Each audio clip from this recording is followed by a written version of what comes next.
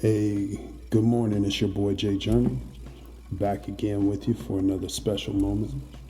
And I'd like to just say welcome.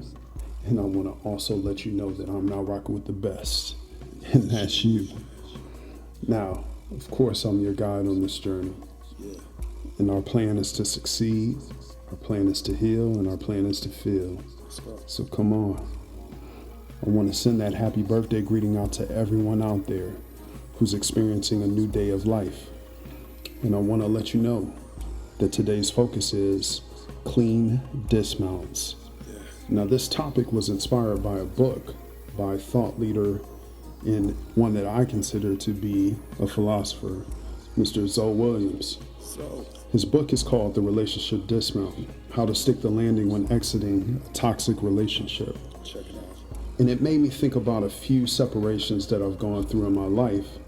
Now, what we're going to take a look at today is just a situation that I went through in my early 30s when my church broke up. And during that situation, what ended up happening was there was like just an overwhelming sense of death and loss that I experienced. It was almost like a divorce, but enhanced and multiplied, amplified even, by all the numerous lives and relationships that I had with everyone that was there. And in that process of losing so much and so many people, I learned a few very valuable things. And I think that Zoe kind of speaks to this indirectly in this book, but some great points of transitioning without making a mess and having a graceful landing. So what we want to look at today is just learning to say goodbye.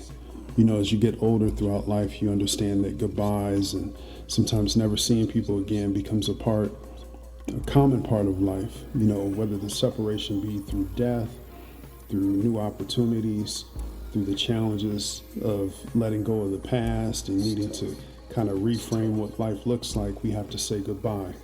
And those separations occur, but they bring us an opportunity to disastrously mess up a situation that, you know, where we can find an amicable agreement to separate, but with understanding. And when doing that amicably, I think that the key for me personally was to detach myself and not get so caught up in my opinion. And I actually had to seek therapeutic help through the process to really see that the separation was caused by people wanting to make better decisions for themselves, you know, a better choice.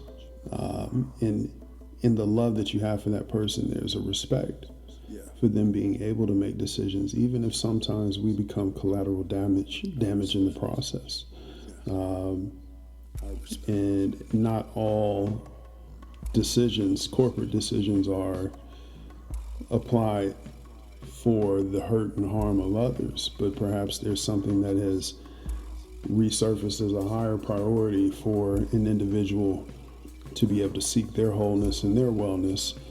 And in that balance, I found forgiveness and love. But you know, I just want to share a few points that I think are human, that can be universally applied. You know, we can all be messy and unpolished in the way that we dismount situations because of our emotions, because of our expectations. And those things are extremely normal.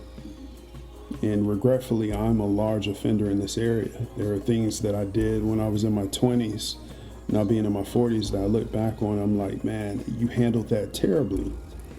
But, you know, what I've learned from that are my weaknesses and some of the triggers.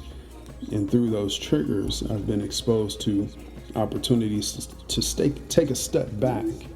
And if you look at anger or disappointment, you can see where it will lead you and what type of responses are provoked that can cause irreputable, irreversible damage to others. There we go.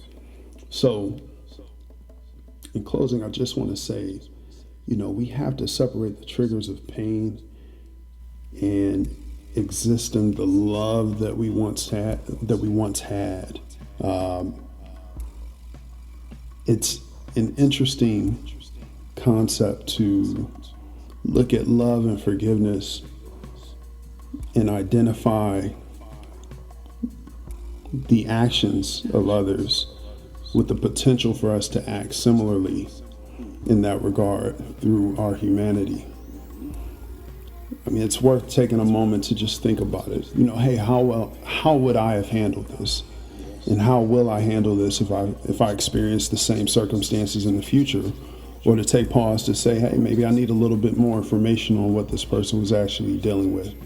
Asking questions is key. I also wanted to take a look at, how it feels when we're offended.